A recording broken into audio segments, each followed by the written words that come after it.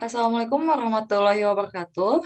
Perkenalkan, nama saya Febrina dan juga rekan saya ada Fadil. Di sini kami berdua akan sedikit mereview atau mengaitkan sebuah film yang berjudul Imperfect dengan teori perkembangan di masa dewasa awal. Seperti itu. Nah, untuk yang selanjutnya, di sini ada transisi remaja ke dewasa yang mana memang film Imperfect ini bercerita atau berkaitan dengan teori di masa dewasa awal sehingga adanya transisi remaja ke dewasa seperti itu. Nah, jadi masa dewasa awal ini kan merupakan periode penyesuaian diri terhadap pola-pola kehidupan baru. Dan juga di masa dewasa awal ini terdapat tiga kriteria yang menandai perkembangan dewasa awal dan hal tersebut itu dikemukakan oleh Arnett pada tahun 2006. Yang mana tiga kriteria tersebut diantaranya ada menerima tanggung jawab akan diri sendiri, lalu ada dapat membuat keputusan, dan yang terakhir ada dapat mandiri secara finansial. Seperti itu. Nah, untuk lebihnya mungkin Fadil akan menjelaskan ya. Oke, jadi kalau misalnya kita kaitkan ke film Imperfect ini ya, jadi memang bisa dikatakan eh, si tokoh utama yaitu si Rara sendiri itu memang sudah bisa dikatakan dapat menerima tanggung jawab akan diri sendiri, dapat membuat keputusan, dapat mandiri secara finansial. Jadi bisa dikatakan, jadi kan dalam filmnya itu diceritakan bahwa si Rara ini tuh yang tadinya gemuk menjadi kurus itu kan sebuah keputusan. Dia juga bisa apa ya, tanggung jawab dengan dirinya sendiri. Terus dengan dia apa ya, bekerja seperti itu ya. Itu juga bisa dikatakan dapat dikatakan mandiri secara finansial seperti itu. Dan mungkin jadi Rara itu konsekuen gitu ya dengan keputusan yang dia ambil, yang memang hal tersebut memang berkaitan gitu ya dengan pekerjaannya, yang memang hal tersebut juga bisa dikatakan sebagai bentuk mandiri secara finansial. Mungkin seperti itu ya, Dil ya. Betul sekali Kak Febri. Ya, Ya. oke baik.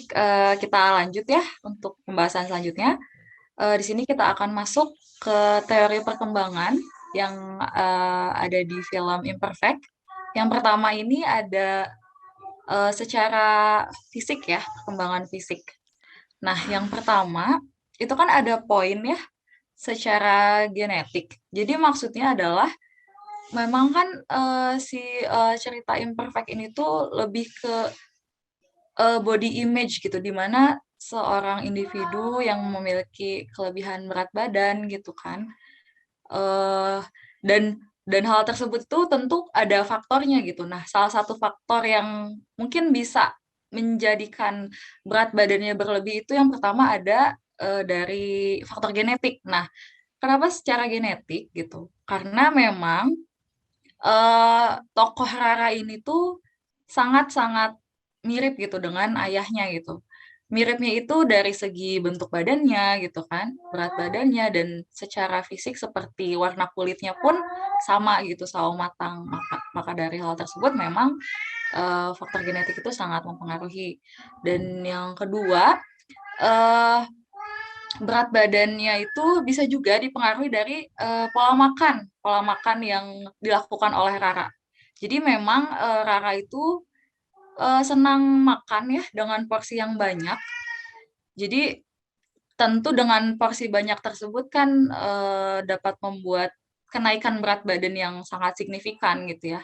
Atau si pola makan dengan porsi banyak ini itu bisa dikatakan dengan binge eating seperti itu. Nah, untuk yang selanjutnya mungkin Fadil. Ya, yang di poin ketiga kan bisa dikatakan terjadi perubahan level leptin atau protein yang mengatur tanda lapar dan kenyang atau hormon anti leptin. Jadi si ini itu kan berperan hormon yang berperan untuk memberi sinyal gitu ya ketika tubuh itu sudah merasa kenyang itu si leptin ini memberi sinyal gitu kepada tubuh gitu. Nah, Adapun si leptin ini itu bisa dikatakan dia tuh menyesuaikan dengan eh postur tubuh, berat badan, presentasi lemaknya. Jadi mungkin bisa dikatakan ketika misalnya individu itu kurus, si leptinnya itu akan menyesuaikan. Makanya yang kurus tuh biasanya makannya sedikit. Begitupun sebaliknya yang badannya besar seperti itu ya, yang berat badannya tinggi, cenderung porsi makannya juga besar. Soalnya si leptin ini juga menyesuaikan gitu. Nah, lalu disusul ada diet ya. Jadi ini sebenarnya saling ber- berkesinambungan gitu ya. Jadi ketika misalnya seorang individu itu diet, lalu badannya mengecil, terjadi perubahan level pada leptin itu sendiri gitu. Jadi kalau misalnya kita kaitkan dengan eh, apa film Imperfect ini, bahwa si Rara itu kan ketika dia sudah kurus, kebiasaan untuk makan besar gitu ya, dengan porsi besar seperti itu, atau segala aja dimakannya sama dia teh. Dia juga jadi berubah gitu. Soalnya si level leptinnya ini juga ikut berubah seperti itu, Kak Febrina. Ya, jadi mungkin secara porsi makanannya pun lebih terkontrol gitu ya, Dil ya. Ya, betul, Kak Febrina. Hmm, ya, jadi memang itu gambaran secara fisik ya si tokoh Rara tersebut gitu. Oke, kita next ya di pembahasan perkembangan kognitif. Di sini ada teori menurut Piaget. Jadi Piaget itu kan menyatakan bahwa puncak dari operasional formal itu ya terjadi di masa dewasa awal ini gitu. Yang mana eh, individu itu dapat berpikir secara reflektif gitu, atau bisa dikatakan juga adanya penalaran secara abstrak. Jadi eh, jika dikaitkan gitu kan ya dengan film Imperfect gitu, Rara itu berpikir secara reflektif gitu. Eh, jadi dia merefleksikan gitu bentuk tubuh yang dia miliki gitu. eh, dan dia berpikir bahwa oh iya gitu dia perlu untuk menurunkan berat badannya gitu. Terlebih memang kan pada scene di film tersebut ada gitu ya bagian di mana Rara itu diminta untuk menurunkan berat badannya oleh bosnya gitu, yang mana itu tuh menunjang karir Rara juga gitu. Nah, mungkin Rara juga berpikir gitu, ketika dia bisa menurunkan berat badan, tentu eh, karirnya pun akan lebih baik lah gitu. Nah, maka dari hal tersebut, Rara dapat berpikir secara reflektif, jadi merefleksikan apa yang perlu dia rubah step by step gitu, sehingga ia menemukan eh apa ya penyelesaiannya itu seperti apa gitu, seperti itu. Dan yang selanjutnya mungkin ya, Fadil.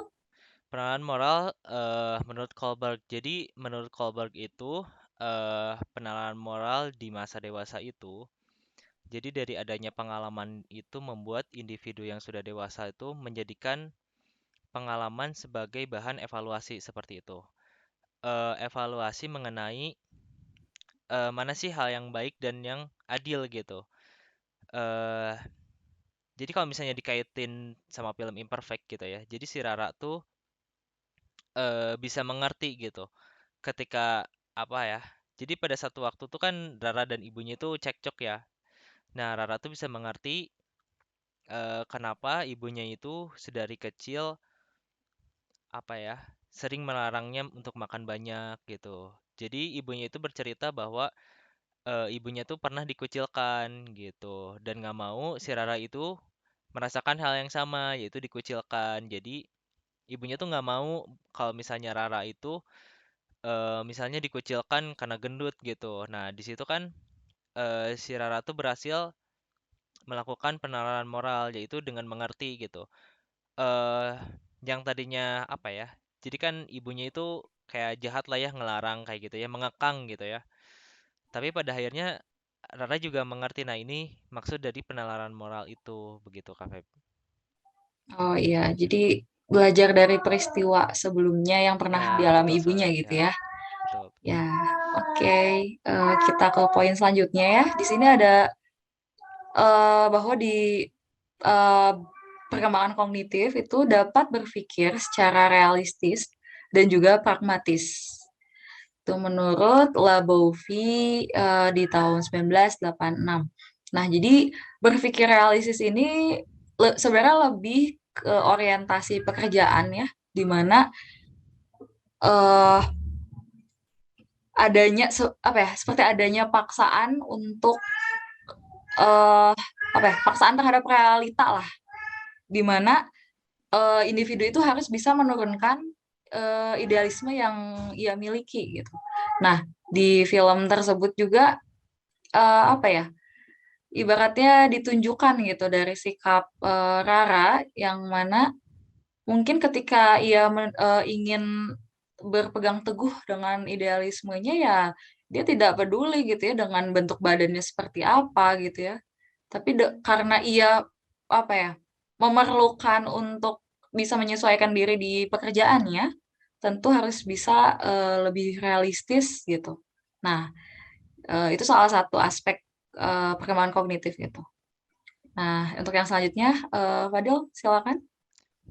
Ada kecerdasan emosi yang baik ya. Jadi ada Hmm. bisa dikatakan ada kecerdasan emosi yang baik sama yang buruk. Jadi itu mengenai jadi kalau misalnya kecerdasan emosinya baik, dia tuh relasi hubungan dengan orang-orang sekitarnya juga baik, seperti misalnya keluarganya, pasangannya, teman baiknya. Nah, kalau misalnya dikaitkan dengan film Imperfect, bisa dikatakan bahwa si Rara itu memiliki kecerdasan emosi yang baik gitu. Makanya dia tuh Hmm. bisa mudah dengan berbaur dengan ya lingkungannya seperti itu. Hmm. Dengan hubungan keluarganya pun gitu ya, seperti itu mungkin ya. Nah, untuk aspek terakhir di perkembangan kognitif itu ada teorinya She, di mana She ini memiliki pemahaman adanya 7 tahapan gitu ya, 7 tahapan, yang mana Rara ini ada di salah satu tahapannya yaitu tahap kedua ya, tahap kedua yang lebih ke arah pencapaian gitu. Yang mana tahap kedua itu jika dilihat dari rentang usia tuh memang rentang usia 20 hingga 30-an lah.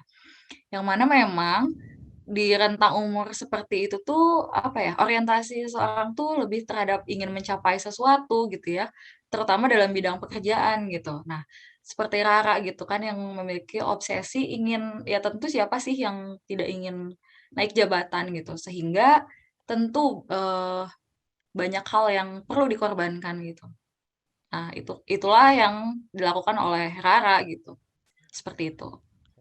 Nah, mungkin kita bisa beralih ya ke perkembangan secara Sesi emosional ya. ya sosial Oke. emosionalnya.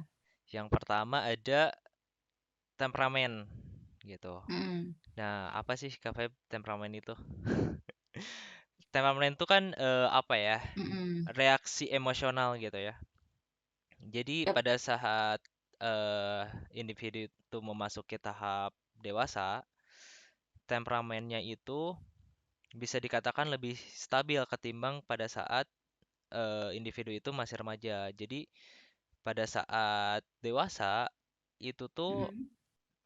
temperamen seorang seorang yang sudah beranjak dewasa itu tuh akan cenderung apa ya? Ya, cenderung lebih terlihat gitu ya. Maksudnya perubahannya itu tidak signifikan pada saat remaja. Terus biasanya orang-orang dewasa itu menghindari resiko-resiko eh yang akan menyebabkan konflik. Jadi misalnya ketika Rara dikucilkan oleh apa ya?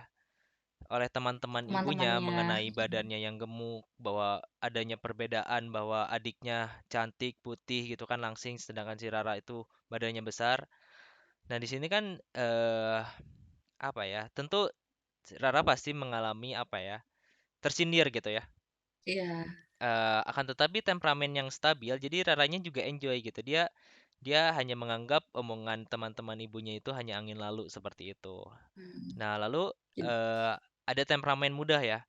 Jadi ada temperamen mudah dan sulit ini tuh hanya jadi kalau misalnya temperamen mudah itu ketika pada masa anak-anak usia 3 sampai 5 tahun itu dia memiliki temperamen yang mudah, dia tuh nanti besarnya akan mudah untuk seperti bergaul seperti itu.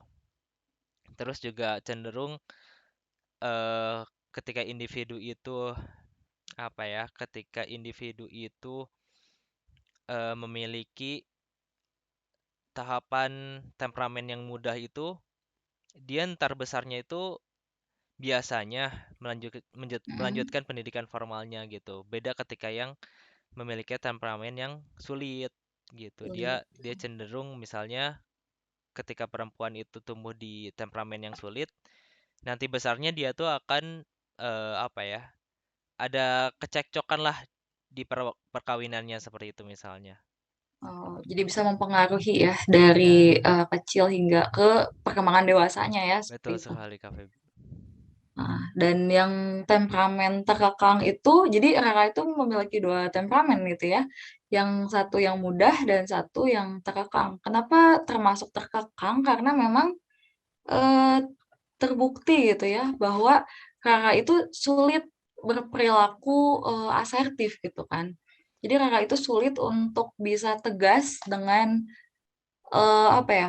Misalnya dengan respon lingkungan terhadap dirinya, misalnya seperti tadi ya yang Fadil sebutkan gitu, kayak sering mendapat bulian, tapi Rara tuh tidak bisa untuk berperilaku, misalnya ya Rara tersinggung, misalnya ya udah Rara menunjukkan itu gitu dengan misalnya marah atau eh apa ya, me- menegur lah orang yang membulinya.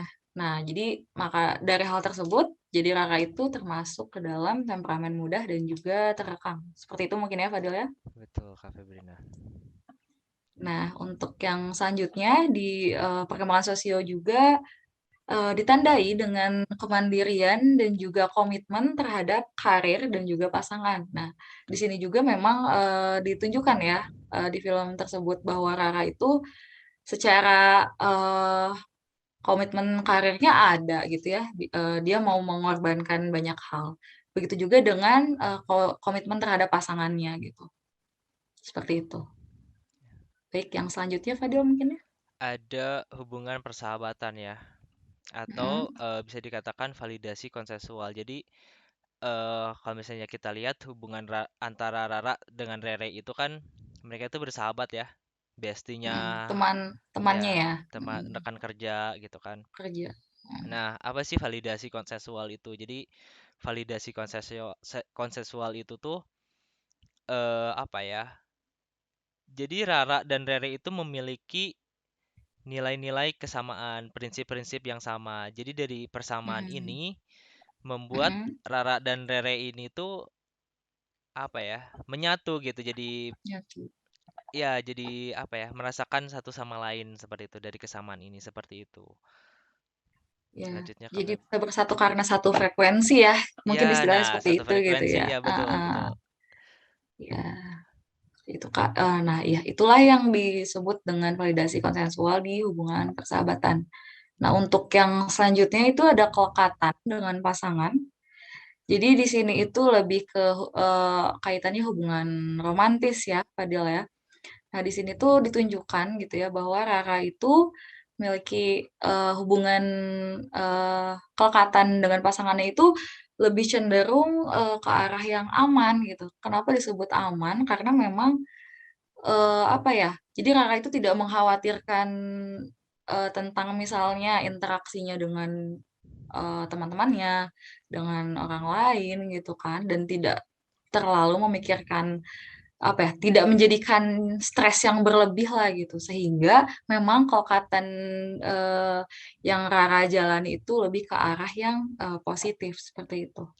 Oke. Ya, Oke, jadi yang terakhir itu ada komunikasi berdasarkan genre, yaitu rapport talk. Jadi rapport talk itu cara menjalin hubungan dan negosiasi ya.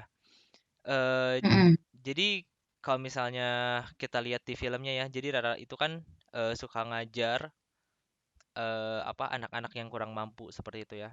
Jadi memang secara penelitian juga eh berdasarkan gender, jadi wanita itu seringkali berpartisipasi aktif Mm-mm. dalam mengembangkan orang lain seperti itu.